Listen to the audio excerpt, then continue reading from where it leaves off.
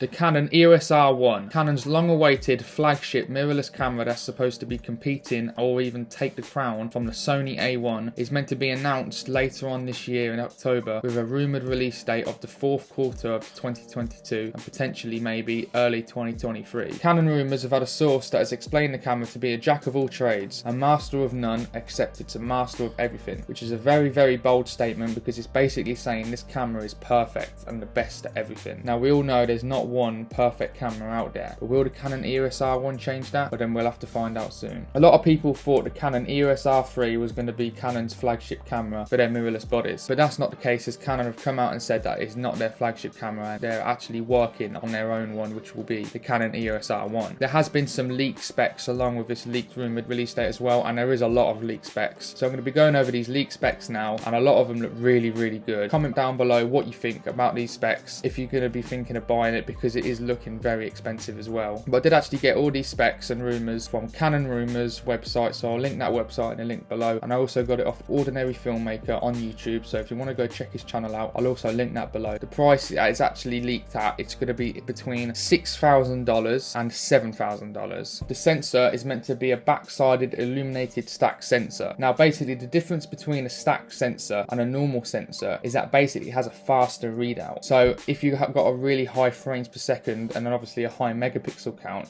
that's going to be like a lot of memory coming through the camera per second. So if you are using, for example, 20 frames per second with like a 50 megapixel sensor, having a stacked sensor makes the readout from the camera through the sensor onto the camera itself a lot quicker, but then it's also meant to have 30 frames per second continuous shooting. Now this is where I was talking about having a stacked sensor is better readout and a lot faster readout, because if you're shooting 30 frames per second, that's 30 photos in a second. That's basically video. 30 frames per second continuous shooting. Obviously this is going to look like it's going to be an amazing sports and wildlife camera as well, so that's really, really fast. It's meant to have a Digic 11 processor, which is a really, really good processor. It's going to be really, really fast. Everything to do with this camera is going to be quick, fast, no lag. So it's meant to have a 50 to an 85 megapixel full frame sensor. Now I'm not sure which one's going to be, and I don't think anyone knows what the actual megapixel count on this camera is actually going to be, but I think it's going to be in them high 50 pluses to actually be able to compete with the Sony A1. I think that's a must if they want to compete with the Sony A1. However, there's been 85 megapixels rumoured as well. Now I was actually watching Ordinary Filmmaker, and basically what he was saying is if it has an 85 megapixel sensor with 30 frames per second shooting, basically it's going to be over 2 gigabytes per second. Fastest CF Express card you can buy goes up to I think 1.8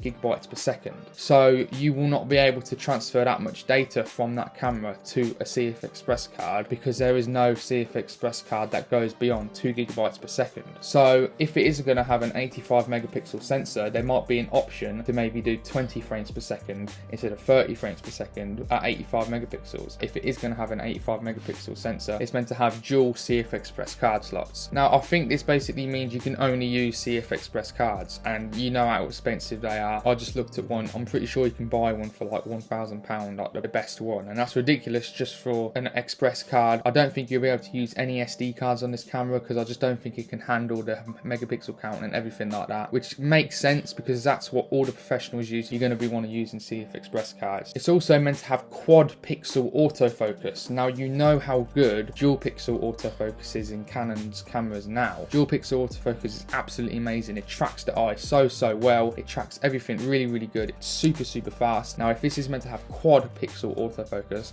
that's going to be a really, really, really good big jump in actually autofocus capabilities of this camera. Now basically quad pixel autofocus is meant to not just go like forward and back. Apparently it's meant to track it diagonal as well. So if your camera's ever on like an angle or something, or if someone's moving diagonally, it's meant to really, really track the eye still really, really well. So the autofocus capability of this Canon EOS R1 is still meant to be absolutely amazing, even though the dual pixel autofocus is super, super good anyway. It's also basically meant to track everything. So it's meant to track people's eyes, it's meant to have animal AF, car AF, train AF, plane AF, literally everything possible. So there's going to be a setting on there for like animal eye AF, human eye AF. No matter what you're tracking, if there's anything in the frame like a train or a bike or anything, it's going to know what it is and it's going to be able to track it beautifully. So with the quad pixel AF as well, and with basically anything that you're actually shooting, the AF is going to be ridiculous in this camera. It's meant to have an ISO range of 100 to 102,400. That's expandable to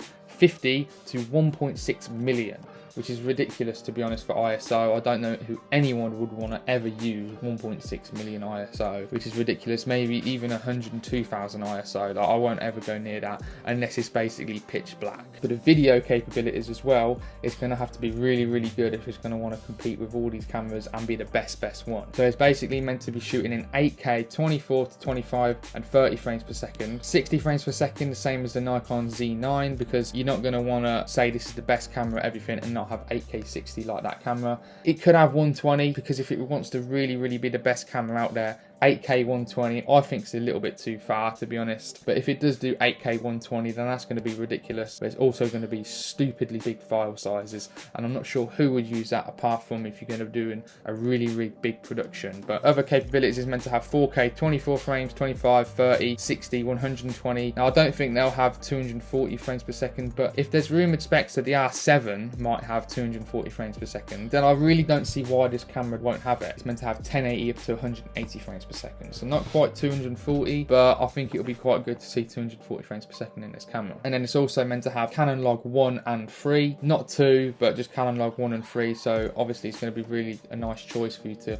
which one to use when you want to color grade in post. It's meant to have 10-bit 422 color space in body, I think, as well, so not with an external recorder. So I'm pretty sure that's just in body, you'll be able to capture 10-bit 422. It's meant to have 14 to 15 plus stops of dynamic range. So for dynamic range, this camera is going to be amazing. And then it's meant to have unlimited record time, and apparently it's also meant to have 5-axis in-body image stabilization up to 9 stops, which is really, really good, especially if you pair that with a image stabilized lens. So that's all the specs that are leaked. There's a few more talking about how good the viewfinder is in the back OLED screen, but I think they're really, really good anyway in these cameras, so I'm sure that's going to be amazing. What do you think to all that? They look absolutely amazing, and this camera is going to be probably the best camera. We're going to have to see a comparison between this R1 and the A1. Obviously the price wise is going to be ridiculous. I saw another report that it might be $8,500. Hopefully one day I would like to think that I can actually afford that and it won't matter, but who knows, maybe one day I'll have my hands on the EOS R1, maybe I won't. Let me know what you think. Are you going to be picking up the Canon EOS R1,